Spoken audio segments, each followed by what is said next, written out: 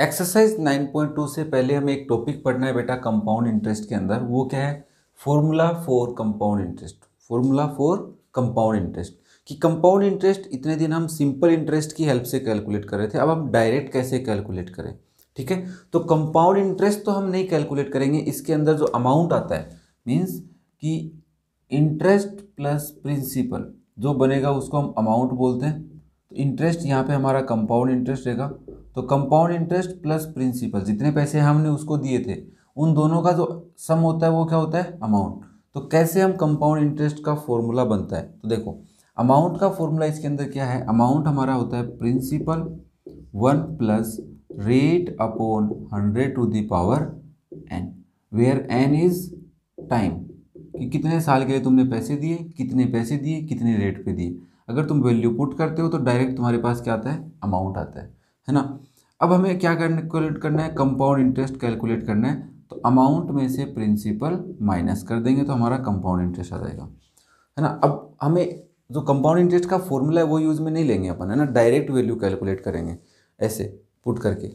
तो ये एक फॉर्मूला बनता है। अब किसी बच्चे के डाउट होगा कि फॉर्मूला कैसे बना, तो अगर किसी को डाउट है कमेंट कर देना, सेपरेट वीडियो बनाएंगे कि how we can drive the amount formula of compound interest. Okay, अब ये तो सिंपली हो गया कि हमने 1 साल के लिए पैसे दिए, 2 साल के लिए दिए, जिसमें इंटरेस्ट लगता है कंपाउंडेड एनुअली कि 1 साल के बाद इंटरेस्ट लगेगा ऑटोमेटिक, है ना। इसमें इंटरेस्ट पे इंटरेस्ट भी ऑटोमेटिक लग जाता है। बट हमारे को कुछ कन्वर्जन पीरियड्स होते हैं कि तुम इंटरेस्ट कितने टाइम के बाद लगाना चाहते हो, है ना। तो फर्स्ट है कंपाउंडेड एनुअली। अब यहाँ पे हमारे को क्या चेंज करना है वो समझना कि जब कंपाउंडेड एनुअली CA होता है, कंपाउंडेड एनुअली, तो रेट और टाइम दोनों सेम होते हैं। ठीक है बेटा, जब कंपाउंडेड एनुअली होता है मतलब 1 साल के बाद अगर पैसा लगाना चाहते हो तो रेट और टाइम इस फॉर्मूले में सेम रहते हैं। टाइम को ब्रैकेट में मैं n लिख रहा हूँ, है ना, क्योंकि वहाँ पे n से रिप्रेजेंट कर रहा है। तो अगर कुछ और हो गया तो जैसे कंपाउंडेड हाफ ईयरली होता, CHY लिख रहा हूँ, कंपाउंडेड हाफ ईयरली, तो रेट क्या हो जाती? रेट हो जाती जो रेट ओरिजिनल रेट है उसकी हाफ। रेट क्या हो जाती है? हाफ। फॉर्मूला भी बताऊंगा, बुक में गिवन है ना वो। हम इसी फॉर्मूले में इन सारे प्रोसेस को अप्लाई करके क्वेश्चन सोल्व करेंगे, ठीक है ना। और टाइम क्या हो जाता है? डबल।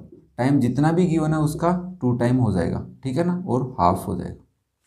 जैसे अगर तुमने किसी को प्रिंसिपल दिया 10,000 बेटा, ठीक है, रेट दी 10% और 1 ईयर टाइम दिया 1 ईयर, बट इंटरेस्ट क्या लगा दिया तुमने? कंपाउंडेड हाफ ईयरली अप्लाई कर दिया, interest being compounded half yearly. Then principal is same, पैसे तो उतना ही दोगे तुम, पैसे कितने दोगे? उतने ही, बट न्यू रेट कितनी हो जाएगी? Rate is 10/2 that is 5%। Okay, and time कितना हो जाएगा? जो टाइम तुम्हारा था उसका डबल, तो 1 × 2 दैट इज 2 ईयर। बात समझ में आ रही है? अब इस वैल्यू को हम वहाँ पे पुट करेंगे, तो R की वैल्यू कितनी पुट करेंगे? 5, और टाइम कितना हो जाएगा? 2। इसका मतलब क्या है? तुम साल में 2 बार उसके पास इंटरेस्ट अप्लाई कर रहे हो, मतलब 6 महीने बाद तुम इंटरेस्ट अप्लाई करोगे, फिर तुम नया अमाउंट बना रहे हो, उसके ऊपर इंटरेस्ट ले रहे हो। ठीक है बेटा, अब बात आती है कि कंपाउंडेड क्वार्टरली होता, तो क्वार्टरली होने का मतलब है साल में तुम 4 बार इंटरेस्ट लगा रहे हो। ठीक है, अब 4 बार कैसे? कि तुमने किसी को पैसे दिए थे 1 साल के लिए, फिर तुमने 1, 2 और 3, मतलब 3 month, after 3 month, after 3 month and after 3 month, 12 हो गए ना। तो इन ये 3 मंथ का गैप है, ये 3 मंथ का गैप है, ये 3 मंथ का गैप है, और यहाँ पे भी। तो यहाँ का इंटरेस्ट तुम ऐड कर रहे हो, फिर यहाँ का इंटरेस्ट ऐड कर रहे हो, यहाँ का इंटरेस्ट और यहाँ का इंटरेस्ट, ठीक है ना। तो ये तुम्हारा फाइनल इंटरेस्ट आता है वैसे तो, बट अब तुम पैसे पे इंटरेस्ट 3 बार लगा रहे हो, प्रिंसिपल पे 3 बार इंटरेस्ट लगा रहे हो। तो इसमें कैसे करेंगे? तो इसके अंदर रेट जो होती है वो ओरिजिनल रेट की 1/4 हो जाती है, ठीक है ना। अगर तुमने किसी को 10% पे दिया तो इसका मतलब ये थोड़ी ना है वो आपको 10% यहाँ पे भी देगा, यहाँ पे भी देगा, यहाँ पे भी देगा, यहाँ पे भी। तो 1 साल के अंदर तो उसने तो आपको 40% दे दिया, तो ऐसा नहीं हो सकता ना। हमें रेट 10% ही रखनी है, इसके लिए 10 के 4 पार्ट्स कर देंगे फॉर एवरी 3 मंथ्स। ओके, तो अब क्या करना है इसके अंदर? तो रेट 3 कर देंगे, 1/4 कर देंगे, जो भी रेट हमें गिवन होगी उसकी 1/4 and 1/4 of the rate. And time कितना हो जाएगा? कितनी बार इंटरेस्ट लगा रहे हो बेटा? 4 टाइम लगा रहे हो ना, क्वार्टरली का मतलब 4, 4 बार इंटरेस्ट लगाएंगे, तो क्वार्टरली में टाइम हो जाता है वो 4 टाइम हो जाता है और रेट क्या हो जाती है 1/4। अब बुक के अंदर फॉर्मूला जैसे इसके लिए हमें गिवन है कि amount is equal to principal 1 plus R upon 2 upon 100 to the power 2n।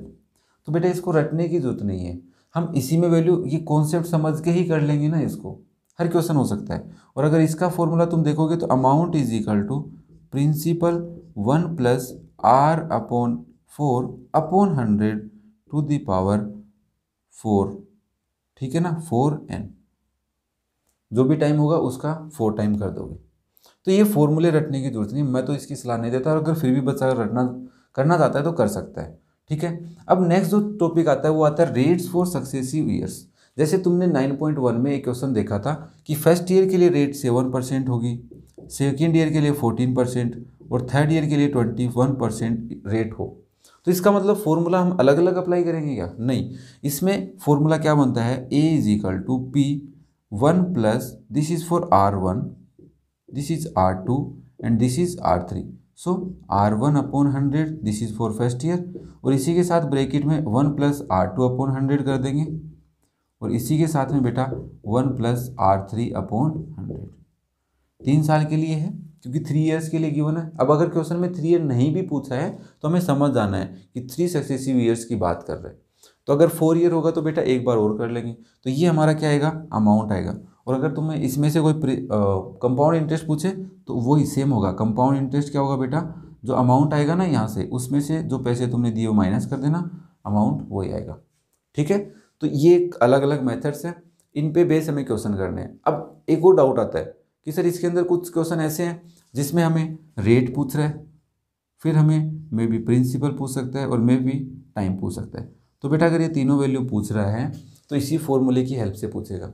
Principal कैसे कैलकुलेट करेंगे, रेट कैसे कैलकुलेट करेंगे और टाइम कैसे कैलकुलेट करेंगे। तो ये सारी बातें हम जब क्वेश्चन सोल्व करेंगे तब हम डिस्कस करेंगे। सिंपल सा कॉन्सेप्ट है ना, इसमें कोई बड़ी बात नहीं कि ये अलग से कुछ रटना पड़ेगा, ऐसा कुछ नहीं है। छोटी छोटी बातें हैं, रेट के लिए क्या कुछ एक्स्ट्रा पढ़ना पड़ेगा, प्रिंसिपल के लिए क्या कुछ एक्स्ट्रा पता होना चाहिए, टाइम के लिए थोड़ी सी कुछ एक बात अलग पता होनी चाहिए, हो जाएगा क्वेश्चन, ठीक है। तो ये था हमारा बेसिक कॉन्सेप्ट, और एक्सरसाइज से पहले ज़रूर देखना, ठीक है ना। और हम नेक्स्ट हम क्या करने वाले हैं, एक्सरसाइज 9.2 के क्वेश्चंस। Okay, thank you.